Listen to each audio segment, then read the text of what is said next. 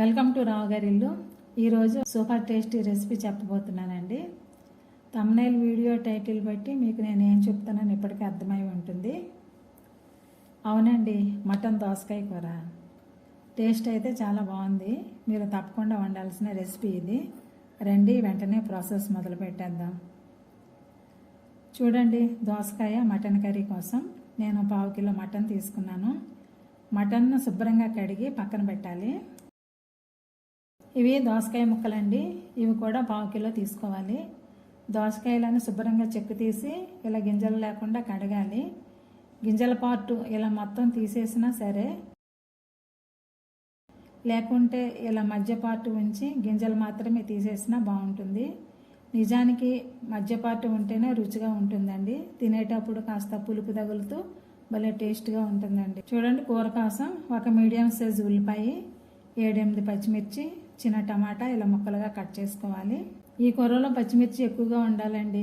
దోసకాయ వేస్తున్నాం కదా, మిర్చి ఘాటు ఉంటే రుచి బాగుంటుంది. చూడండి, 2 టీ స్పూన్ల కారం, 1/2 టీ స్పూన్ పసుపు, రుచికి సరిపడా ఉప్పు తీసుకోవాలి. మసాలా కోసం 1 టీ స్పూన్ అల్లం వెల్లుల్లి పేస్టు, 1/2 టీ స్పూన్ గసగసాలు, 1 టీ స్పూన్ ధనియాల పొడి, 1/2 టీ స్పూన్ జీలకర్ర, 1/2 ఇంచు దాల్చిన చెక్క, 3 లవంగాలు, 2 యాలకులు తీసుకోవాలి. వీటన్నింటినీ ముద్దగా నూరుకోవాలి. స్టవ్ వెలిగించి బాండీ పెట్టి 100 గ్రాముల ఆయిల్ వేయండి. నూనె వేడెక్కాక ఉల్లిపాయ, పచ్చిమిర్చి 2 నిమిషాలు ఫ్రై చేయండి.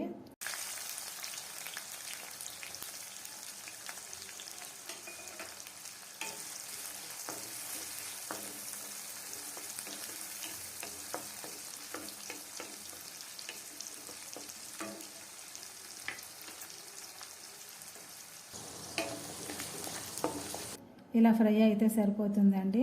దీంట్లో మటన్, అల్లం వెల్లుల్లి పేస్ట్, ఉప్పు, కారం, పసుపు వేసి బాగా కలపండి. ముందుగా ముక్కలకు ఉప్పు, కారం, పసుపు పట్టించుకొని పక్కన పెట్టుకోవచ్చు, లేదా ఇలా డైరెక్ట్గానైనా కుక్ చేయొచ్చు.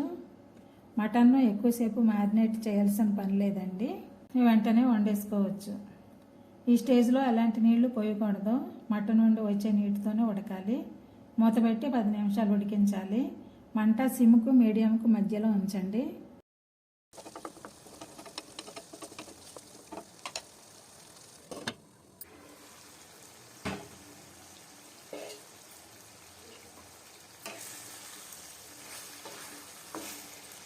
చూడండి, మటన్ నుంచి వచ్చిన నీరు ఎగిరిపోయింది.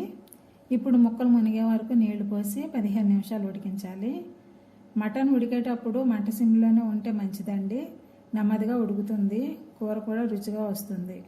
ఈ 15 నిమిషాల్లో కూర మాడిపోతుందేమో చెక్ చేసుకోవడానికి 2-3 సార్లు మూత తీసి కూరను తిప్పుతూ ఉండాలి.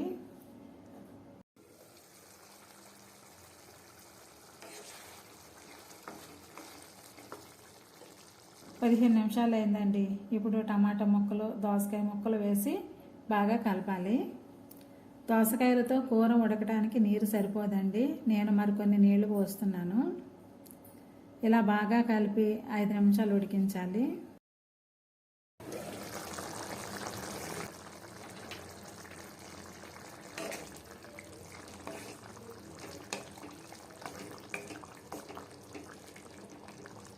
ఐదు నిమిషాలు అయిందండి. దోసకాయ ముక్కలు బాగా ఉడికాయి. ఇప్పుడు మసాలా ముద్దను కలపాలి.